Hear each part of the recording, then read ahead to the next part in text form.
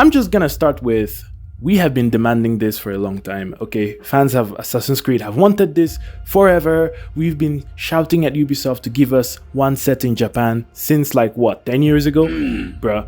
Now they finally come to Japan. Finally.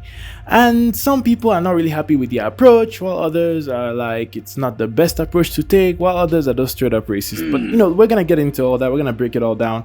I will give my take on the recent controversies with Assassin's Creed Shadows, and I'll also say it is cool. Okay, I am happy there are upsides to this. I am happy that they're finally making a game set in Japan. First of all, the graphics do look really good, not gonna lie. Of course, this is Ubisoft. They're always known for delivering good graphics. But anyway, this does look pretty good. I would say it does look pretty good. The forestation and everything as he's riding here, I mean, that caught me off guard. It looks amazing. I think the recreation of feudal Japan was also pretty well done. Things look very accurate for the time. Hats off to Ubisoft, who will give credit where credit is due.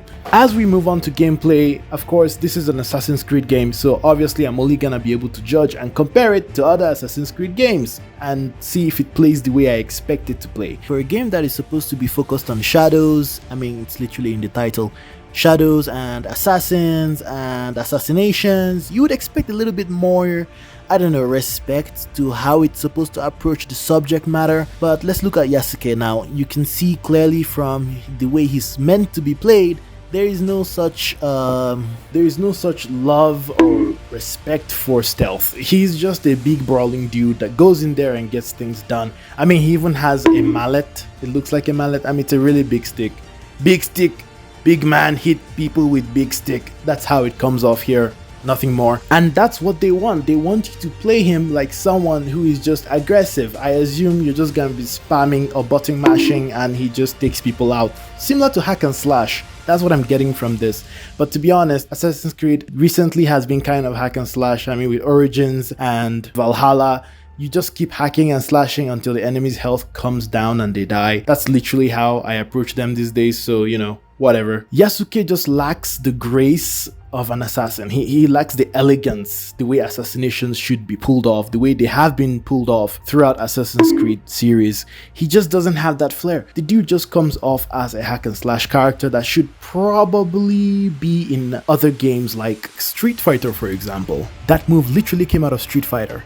Ubisoft makes RPGs now. I really need to agree with that reality. Moving on, his fight sets and fighting moves do seem somewhat basic. I mean, I really hate the mallet. I'm not a big fan of that kind of approach to melee. It looks clumsy. It looks like he's just waving it around and bashing people. Of course, the kills do look pretty good. They are pretty sick. 100%. I like that, but I just don't like the way he uses his big stick. And don't even get me started on the leap of faith. Like that did not look like a leap. It looked like a stumble of faith right there. Bro stumbled off the height and almost broke his neck, because that really looked awful, man. That looked awful. Just get this guy out of here. One upside, and something I really did like that they showed, was the combat with the katana. Like, why didn't they just focus on that? That's what you expect from a samurai anyway. He might as well just focus on that. I would rather they just had him go on all the enemies and just take them out with the katana than have to bring out the big stick thingy. Of course, all this is happening in broad daylight, so obviously there are no shadows. And there is no assassinations. It's all just a big guy with a big stick taking people out. That is the most un-Assassin's Creed thing I have ever heard. And honestly, this is the biggest thing. I think if people take away the fact that it's Assassin's Creed and just look at it as a game away from the brand, they would probably be like, this is okay. I would probably be like, this is okay. It's not a bad game. It's actually quite cool. But because it has that Assassin's Creed brand on there, you just expect certain things. You just expect to see certain things present, and it's just not there. Now, as for Naue,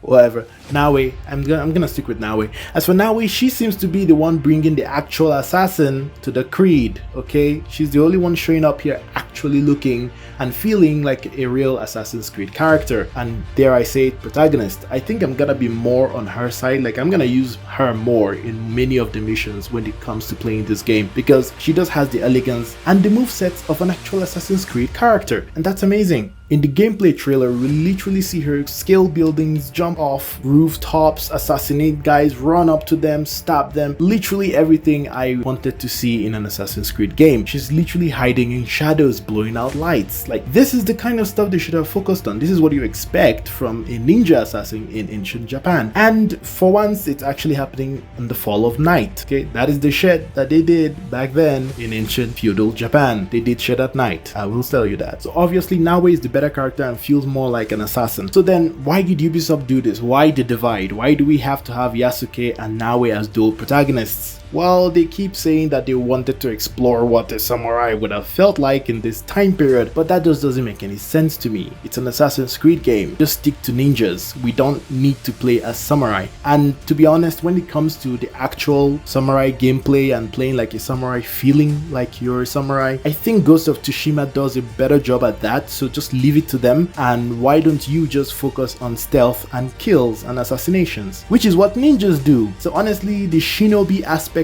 of Japan is what this game should have just focused on Naoe, and actually leave Yasuke out of it, leave samurais out of it. Forget about that. You're just not for that life, okay? So that's my impression of the gameplay and the game in general. I will give hats off to Ubisoft for a beautifully well created world. I do believe people are gonna have fun with this world, exploring it and moving around in it. It's gonna be really cool, but many people may not be that into it. It doesn't seem like they've gotten off to a good start here with their marketing, but hopefully we'll see what happens. Maybe the game could still be salvaged. Maybe there is still a great game in there. You never know. I will tell you one thing though, the price scheme that Ubisoft has released for this game, like, that is audacious, that is atrocious. Okay, that needs to be assassinated in and of itself, because that price scheme is crazy, man. You might as well take out a mortgage just to play this game. That's literally where we're going with this. Now let's get to the elephant in the room, or rather the big black man in the room. Yasuke literally stands out. He stands out like a sore thumb, okay? He stands out on the streets in that Japanese village, same way he stands out in the hearts of every Assassin's Creed player. He is the main character that the controversy revolves around. My take on this whole thing is simple, okay? Yasuke is somewhat of a historical figure. There is some proof to back up the fact that he did exist. He was